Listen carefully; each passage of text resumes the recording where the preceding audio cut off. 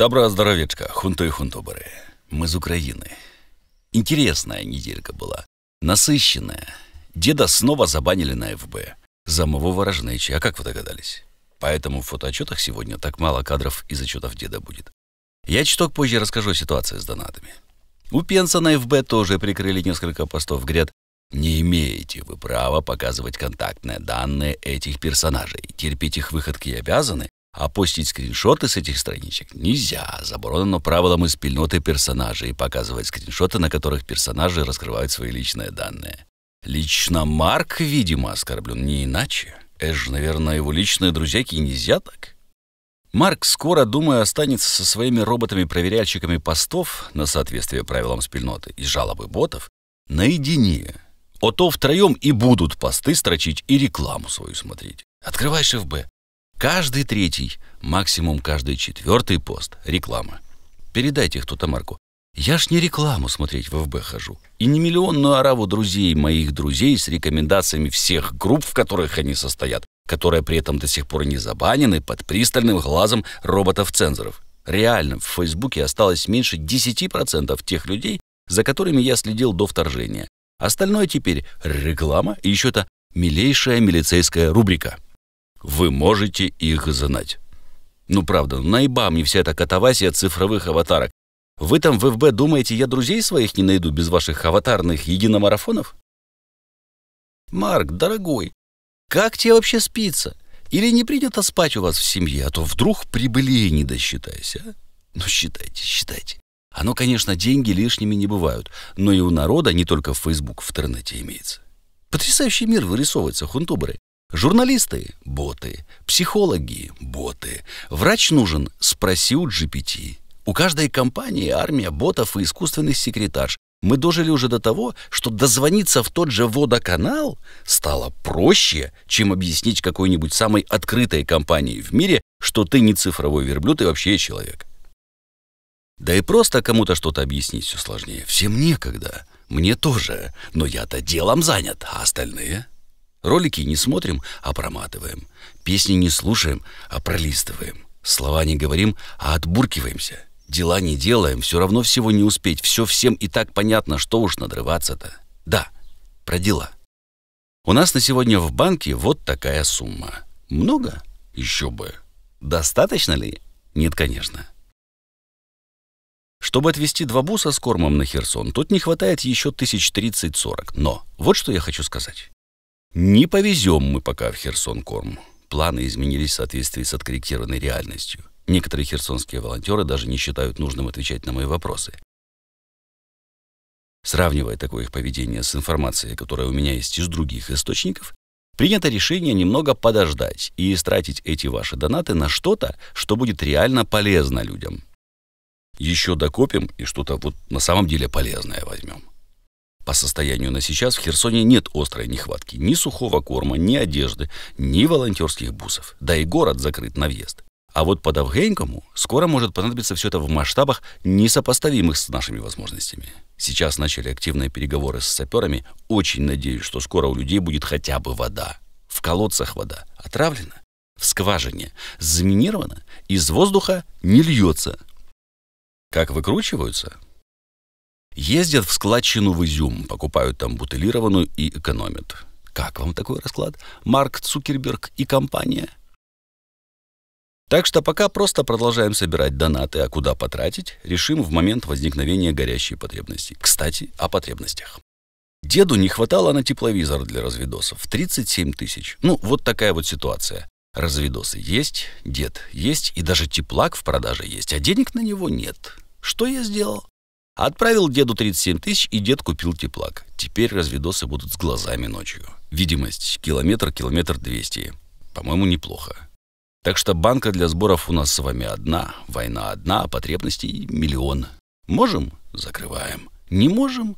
Клянчим донаты, как я вот сейчас. Мы же не министерство донатов в самом деле, иначе мы бы, конечно, развернулись. Ага. Ну вот пример, как можно развернуться. Яйца министерством ИИЦ по 17 гривен покупались? Покупались, ага. А где ваши доказательства? Да вот они, туточки на скрине.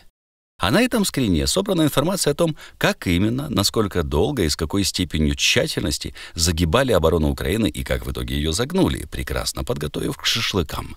Да разве ж несколько скринов смогут передать весь объем происходящих катаклизмов? Тут можно тома с картинками издавать и зарабатывать на этом было бы неплохо, нет? Вы скажете «не на часе». Я с вами полностью соглашусь. Нельзя такие вопросы сейчас поднимать. Ни-ни. Волонтеров гонять можно и нужно, а то не только умеют и только успевают золотые унитазы покупать негодники. Налоги с донатов снимать жизненно необходимо. Запрещать закупку пеньюаров для ЗСУ, тщательно следить за исполнением, а вот поднимать вопросы про Бубочку и компанию нельзя ни в коем случае, ибо вы ж понимаете, волонтеры перетопчутся, им же еще ж донатов накидают, верно? А Бубочки еще в Аргентину после перемоги билеты брать. И не в женском вагоне ехать, а в вагоне с платной мивиной. Понимать надо. Ему нужно все сразу и прямо сейчас, потому что потом будет точно не на часе. Вообще, обратите внимание, как безукоризненно складывается кейс обработки непереможної нации. Выходит кто-то и говорит: вот тут обнаружена коррупция, гляньте все. Все смотрят, и начинается скулёж. Это бояре, исключительно бояре виноваты. Небритый царь просто в футболке гундосики писать изволють и вообще не имеет отношения к происходящему. Не сметь разделять и наговаривать, он не может уследить за всеми сразу. Он прекрасен и старается, и дайте ему еще 100 дней, он только начинает свой путь. Он барабанов для его бункера накупили африканских друзей развлекать. Он будет учиться играть на них теперь. Гусары, молчать о том, чем именно он будет на них играть. Но параллельно же происходят и достижения, верно? Ну, леопарды, там, абрамсы всякие, F-16, РСТ и так далее.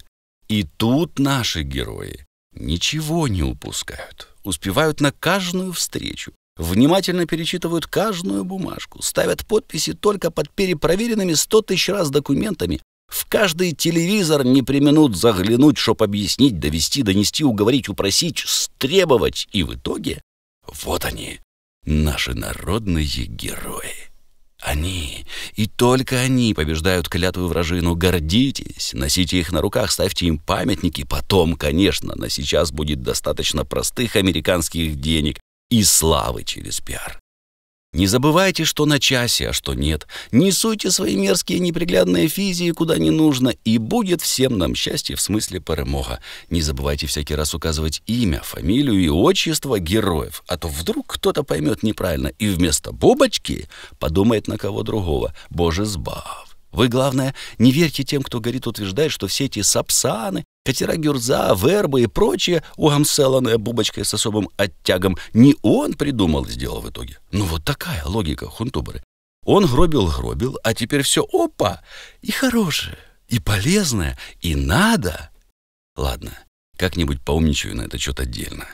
Давайте сейчас заглянем в недалекое будущее. А в недалеком будущем бункерный старец заканчивает размышления над дилеммой: разбабахать Запорожскую ЗАЭС или из Чипсоляндии Украину накрыть. Что выгоднее? Вообще, зачем Путину отдельная Беларусь? Не задумывались? Чтоб в случае чего вальнуть оттуда по Запорожской АЭС и кричать: это не мы. А зачем такое Западу? Мы с вами оказались в уникальной ситуации. Так называемая РФА давно зациклена на вопросах расширения, поглощения, переваривания целых регионов. Другое дело, что не получается. Вот в Белоруссии получилось, и то с сохранением местных царьков. Еще Россия зациклена на вопросе, как бы еще больше не отгрести этих вкусных и полезных санкций. И тут Белоруссия весьма удобна. Даешь ей ядреную дубину, говоря: это отдельная страна, пусть и союзная, вон какой усатый хозяйственник там правит. Видели, а? Совсем не такой, как лысеющий в Новоогарёво. Не такой, сказано вам. Как и все планы великого бункерного гроссмейстера, эта затея буквально блещет своей гениальностью. Во-первых, Беларусь давным-давно воспринимают как сателлит России, а некоторые о статусе оккупированной страны говорят вовсю. Тут не важны детали. Главное, что план конспирации слегонца раскрыт, причем за год до передачи ядерки. Скажете, Россия газет не читает? Во-вторых, санкции. Они вводили что против РФ, что против Белоруссии. Такое не заметить в разы сложнее. В-третьих, полк Калиновского еще недавно определенные могли закатывать свои пучеглазки, вещая о деэскалации и необходимости обратной реструктуризации украинских городов, чтоб по русским ничего серьезнее ветра не прилетело в такой концепции. Полк Калиновского, ну, они белорусы, да, но Украина, она вооружила и обучила. Так вот, пункт в-третьих, благодаря ядерному оружию, начинает играть совершенно новыми красками. Да следите ж за руками, в конце концов. Ведь теперь это не Украина обучила белорусов, а те сами взяли оружие НАТО и пошли выяснять отношения со своим некогда легитимным усачом. Западу не нравится, что белорусы хотят домой? Им нельзя? Эскалация? Утритесь, господа. Теперь эти ребятки спасители целого континента от угрозы. В лесах Белоруссии появятся такие вещи, которые способны всю страну приговорить к вытаптыванию через вспахивание. Каюсь, я на пике злобы такого РБ не желал, хотел лишь юг. Если полк Калиновского перейдет границу, знайте, они за мир. Уже буквально. Было бы неплохо от Запада услышать один тезис. Тезис следующий. Если из Белоруссии летит ракета, ответный удар получает и Россия тоже. Не, ну а чё, союзное государство же ж? Это я перегибаю палку. А вот представьте, что, к примеру, Шольц возьмет и заявит подобное. Представили?